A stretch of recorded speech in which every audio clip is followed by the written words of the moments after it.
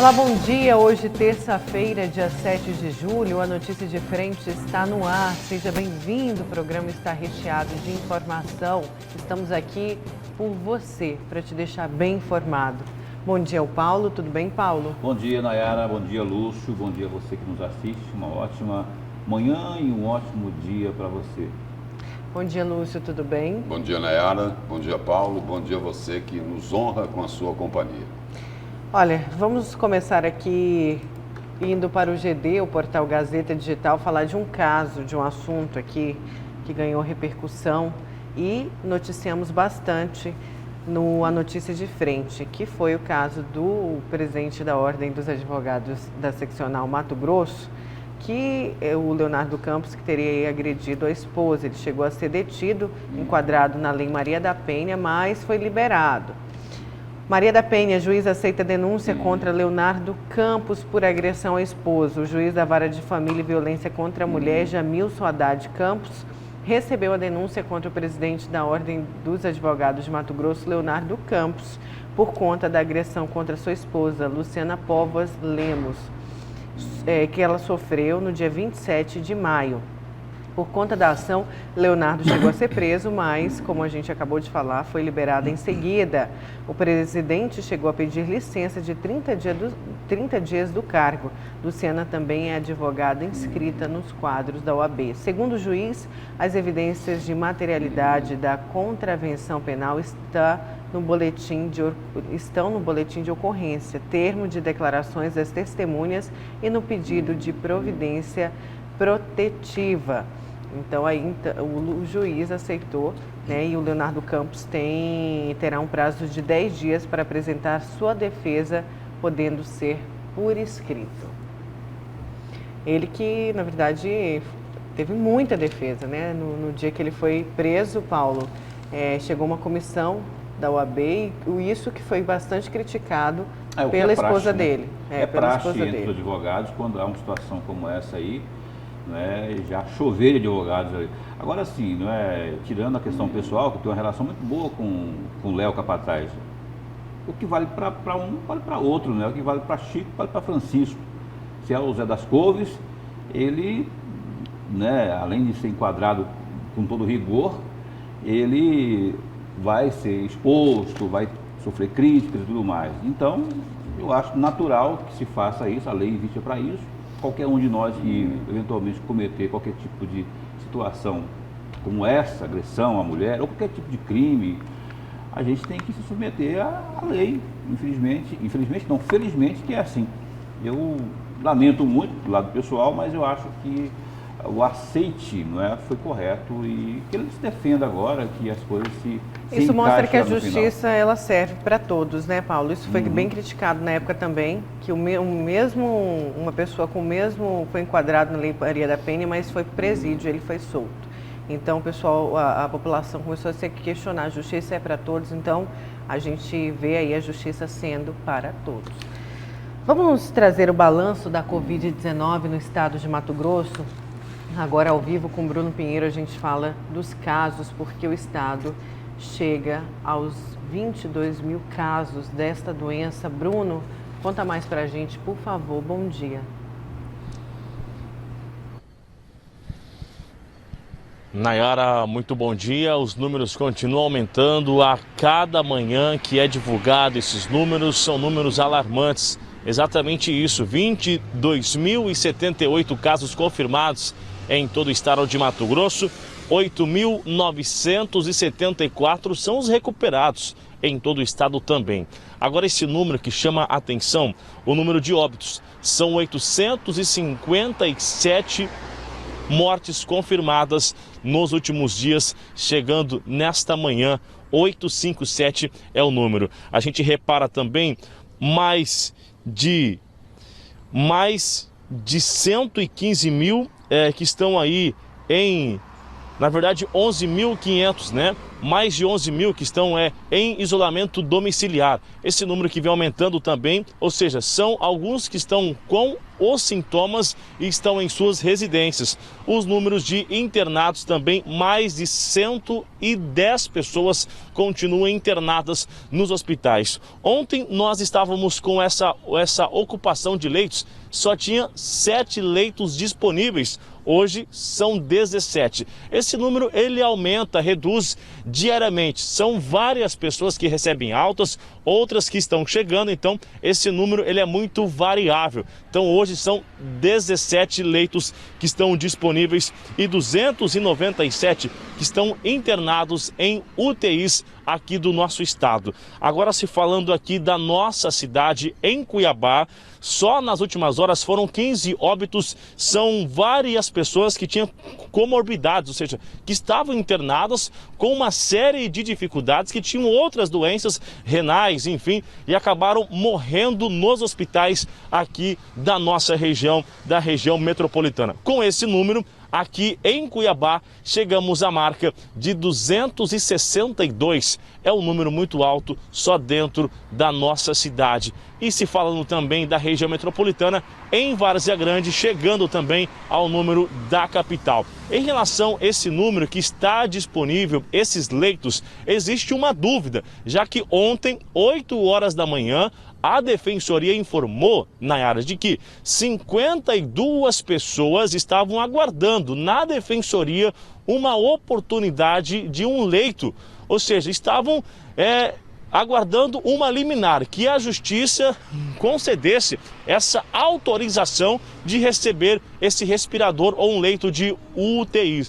Acontece o quê? Que esses leitos que estão disponíveis, eles estão reservados aos que já estão internados em enfermarias. Não é autorizado alguém chegar no hospital e ir diretamente a esse leito que está disponível. E aí que gera uma dúvida, né? E até mesmo algumas reportagens, alguns outros veículos estão divulgando que já iniciou realmente a escolha de quem vive e de quem morre aqui dentro do nosso estado, já que existe esse leito, só que esse leito está reservado a quem já está internado dentro de um hospital em uma enfermaria. Agora, lamentavelmente, ontem nós acompanhamos na região da UPA do Verdão, aqui em Cuiabá, que está faltando até sedativo.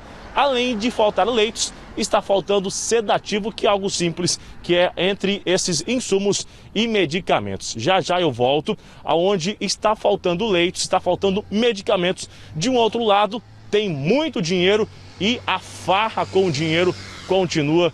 Eu volto ainda nesta edição. Nayara?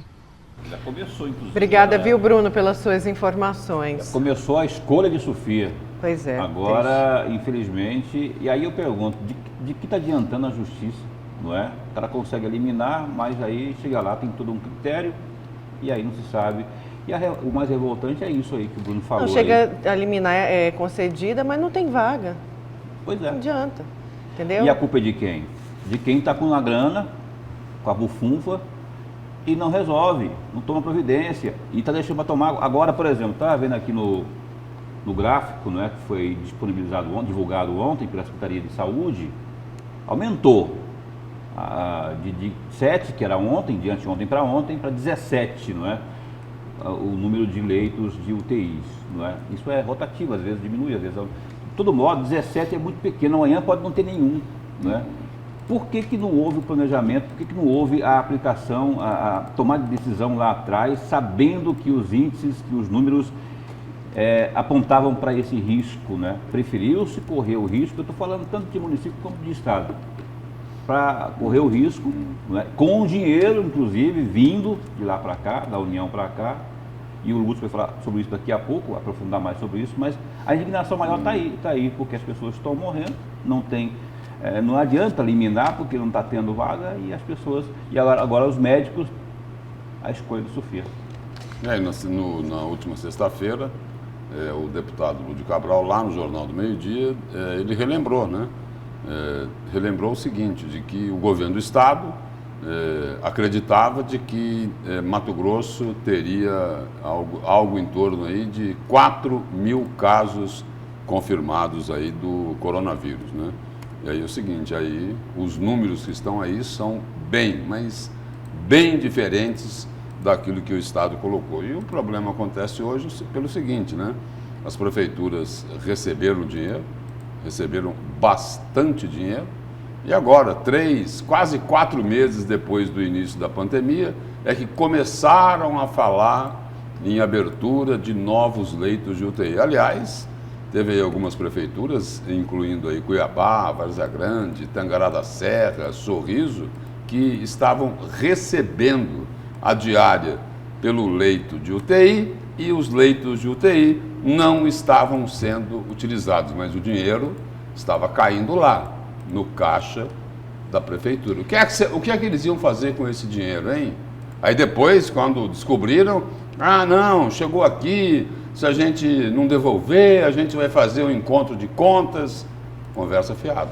Se não tivesse a fiscalização... Aliás, é o seguinte, aqui em Cuiabá, a Secretaria Estadual de Saúde teve que ir à Justiça para poder fiscalizar se os leitos estavam ou não sendo utilizados. Com a decisão da Justiça, que determinou que a fiscalização deveria ser feita, aí o seguinte, aí se descobriu que Cuiabá tinha recebido mais de 8 milhões, quase 9 milhões de reais, sem utilizar um único leito de UTI.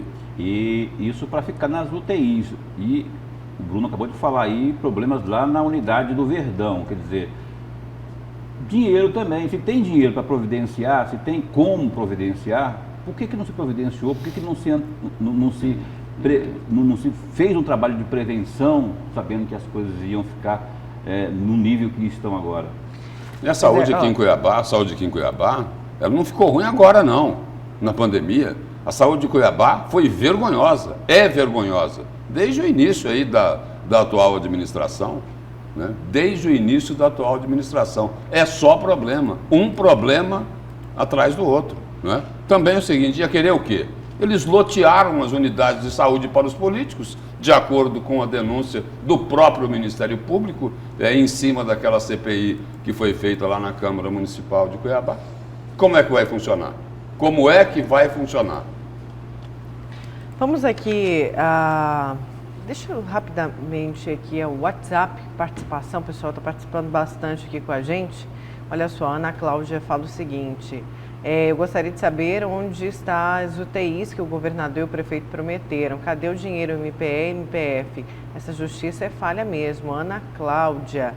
E aí tem mais gente aqui participando, justamente também falando disso. Olha, senhores, pergunto, o dinheiro que o MPF quer passar ao governo federal e não dá resposta, o próprio Ministério Público pode pedir aos hospitais o que falta e comprar? Ou não pode fazer isso? Mandei a sugestão para que eles peçam a relação, né? Ela fala aqui de cada pronto-socorro, o que falta e como esse dinheiro deve ser usado. Parabéns pelo programa, é a Marli. E deixa eu só dar uma mensagem aqui, Lúcio. Muita gente mandando essa mensagem aqui pra gente, ó. Cesta Básica Solidária, Rotary distribui. É fake, é golpe, é um link que pede para você fazer cadastro e não é verdadeiro. Não compartilhe e não entre nesse link. Rotary Internacional não está dando cesta básica para quem fizer cadastro, tá bom?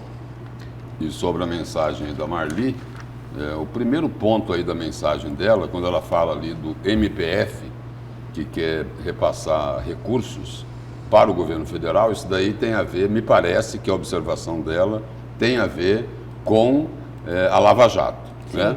A juíza que substituiu o Sérgio Moro, não me recordo o sobrenome dela, o primeiro nome é Gabriela, ela já ofereceu ao governo federal há mais de 2 meses, recursos da Lava Jato para serem utilizados diretamente na pandemia. E até aqui não teve resposta objetiva nenhuma por parte do governo federal. Esses recursos aí são daquelas negociações lá, de delações premiadas, oriundas da Lava Jato.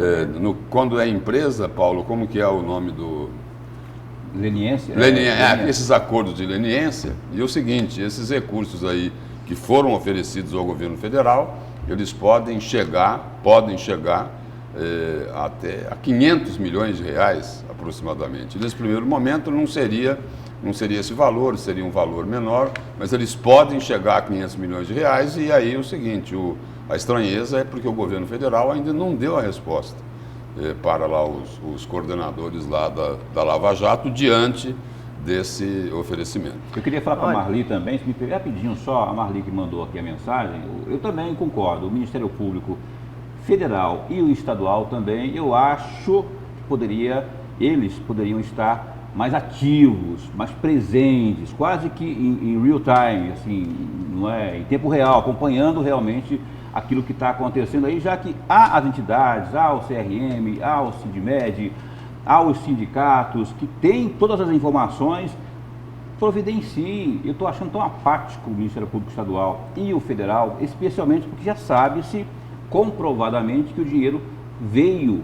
Se o dinheiro veio e não está acontecendo o que tinha que acontecer, cadê as providências por parte do órgão ministerial?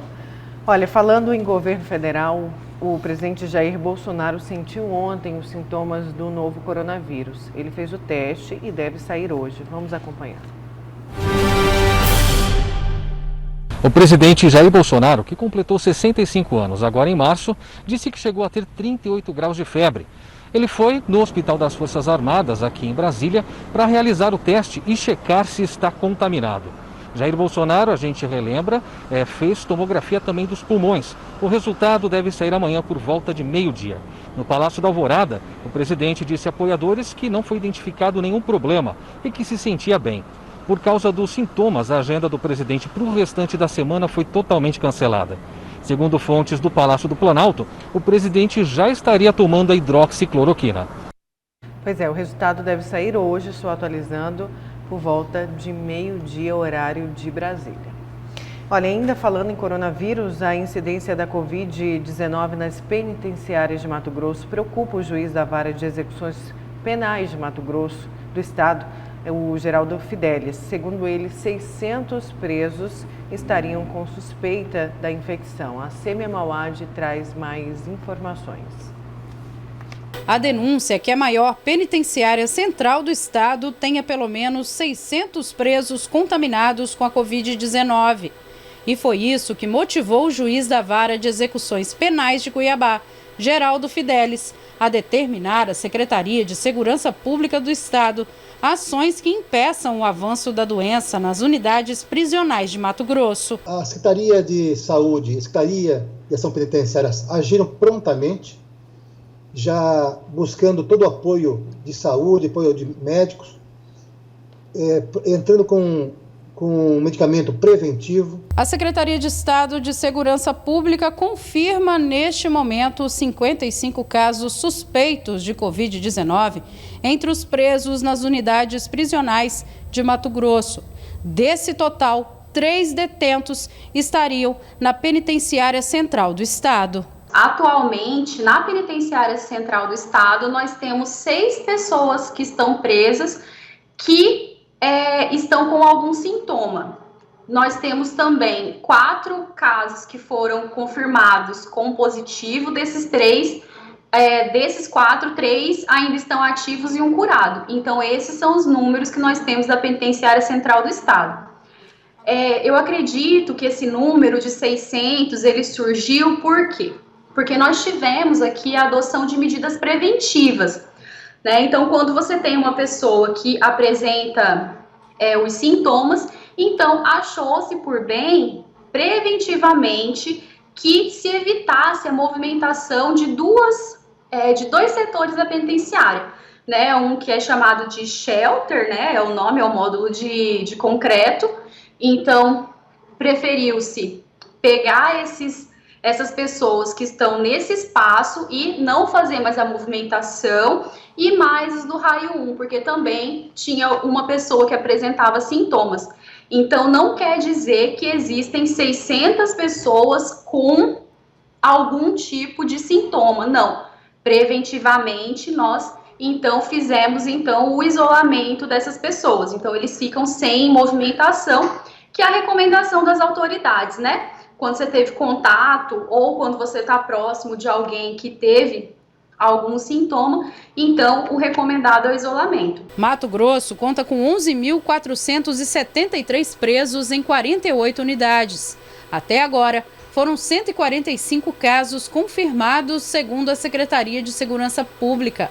93 detentos se recuperaram da infecção.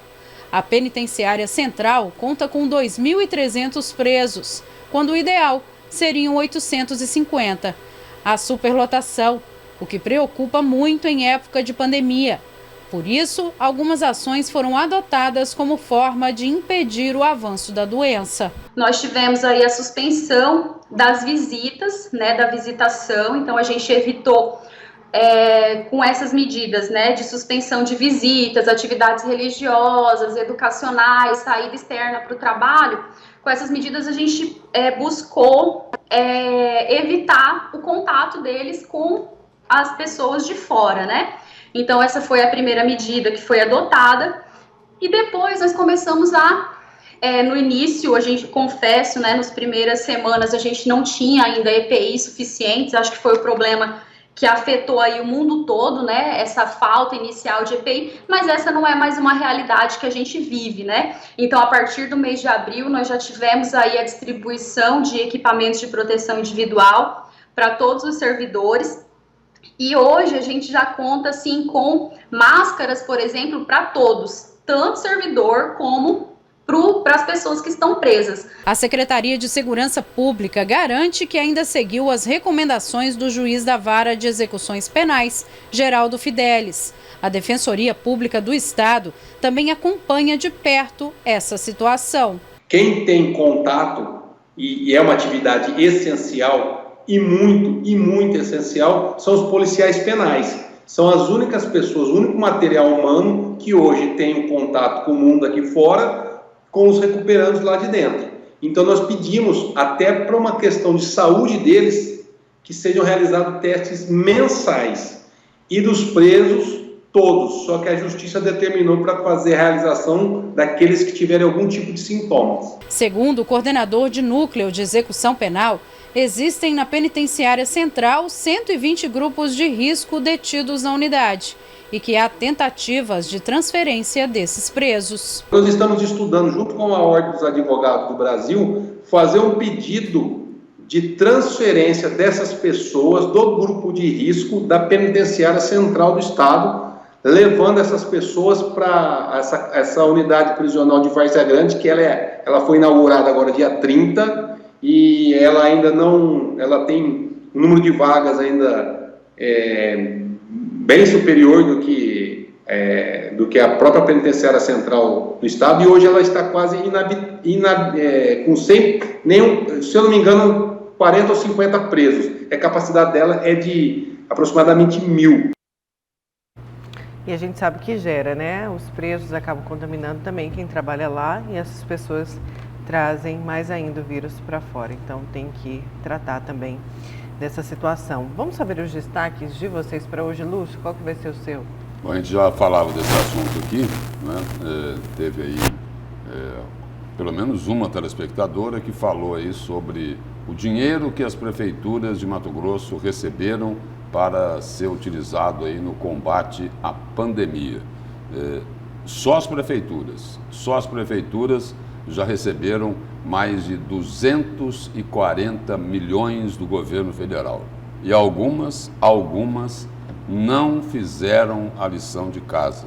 Pior do que isso, não estão explicando como é que estão gastando esse dinheiro, Aqui em Cuiabá, Várzea Grande, a gente tem acompanhado que não criaram nenhum leito de UTI, agora que estão começando a pensar nisso. Então, meu destaque aí é para falar sobre esse dinheiro, sobre esses recursos que as prefeituras de Mato Grosso já receberam, mais de 240 milhões de reais. E o Paulo Coelho colocava aqui agora há pouco que o Ministério Público precisaria ser mais ágil, nesse trabalho de fiscalização. Era importante o seguinte, que o Ministério Público solicitasse, a essas prefeituras aí, olha, você recebeu aí mais de 10 milhões de reais. Então é o seguinte, ó, explica aqui para mim o que é que você fez com esse dinheiro. Onde é que ele foi aplicado? Você comprou o quê? Você contratou a empresa de que forma? Né? Onde é que você se baseou para saber se estava correto o preço que o fornecedor quis vender o produto ou o serviço dele. Então, isso daqui é o seguinte, essa aqui é uma cobrança mais forte aí na rua. Todo mundo querendo saber, olha, o que é que fizeram com esse dinheiro? Né? E aí é o seguinte, eu vou complementar o meu destaque com um post na rede social do Flávio Bolsonaro em relação aos recursos que o governo federal já liberou para os estados. E aí, o Palácio Paiaguás viu com uma certa apreensão essa divulgação aí desse post aí nas redes sociais do Flávio Bolsonaro. Sobre o que... Porque lá é o seguinte, apareceu lá, Mato Grosso, quase 900 milhões de reais. 800... Especificado. Mais de 860 milhões de reais. Daqui a pouquinho a gente vai mostrar, inclusive, esse post, tá, gente? Paulo, qual que vai ser seu destaque? O destaque é a volta daquele que não foi, Renato Feder, ele que é o secretário de Educação do Estado do Paraná, cotadíssimo para ser o ministro da Educação, foi convidado pelo Bolsonaro, depois foi desconvidado, mas não foi muito tempo não. Houve uma chiadeira aí, descobriram que ele é muito próximo, para não dizer aliado do PSDB, especialmente do governador de São Paulo, não é? E aí ele já subiu no telhado, não será mais Renato Feder, o ministro da Educação, e segue essa angústia. Em mais de um ano e meio de governo Bolsonaro, não se conseguiu ajustar, fixar um ministro ali para enfrentar essa que, na minha avaliação, é a pasta mais delicada, mais problemática no governo Bolsonaro. Como que é a volta daquele que não foi? Porque já falava assim, né, que ele estava com um líquido certo. E ele acabou... Não, e o anterior lá, o Decotelli, ele acabou... é aquele que foi sem tecido, é isso? Acabou no hino, né? Acabou no hino. Cada um tem um problema. Esse aqui, além de ter umas alegações aí de defensor de liberação da maconha, e tem essa aproximação quase que umbilical com o PSDB, e aí fica difícil, né? Aí não tem como. Vamos, antes do intervalo, rapidinho aqui, o WhatsApp, participação dos nossos telespectadores. Bom dia, o governo federal está muito certo de não pegar esse dinheiro da Lava Jato, pois já mandou muito para os estados e municípios e sumiram tudo. É o Edson Silva. Tem aqui só mais uma participação. Bom dia, trio. A população pode ficar tranquila que nas próximas eleições irá aparecer toda a grana que veio da União e do próprio dinheiro que desviaram dos estados e municípios. Particularmente, políticos cometem assassinatos, diz aí o nosso telespectador, o Marcos de Várzea Grande. Essa questão aí, eu só queria dizer só o seguinte, que a gente fala do Ministério Público Federal e Estadual aqui, mas, gente, não é só isso. O dinheiro está indo para onde? Para os municípios, para os estados, que tem, cada um, a sua respectiva casa legislativa. Cadê o seu vereador aí? Várzea Grande, Cuiabá, do interior. Cadê o seu deputado estadual também, que tem obrigação de cobrar e fiscalizar isso aí? Então, é assim, tem que cobrar não só do Ministério Público, mas de todo mundo. Vamos então para o intervalo. Na volta a gente continua com a notícia de frente.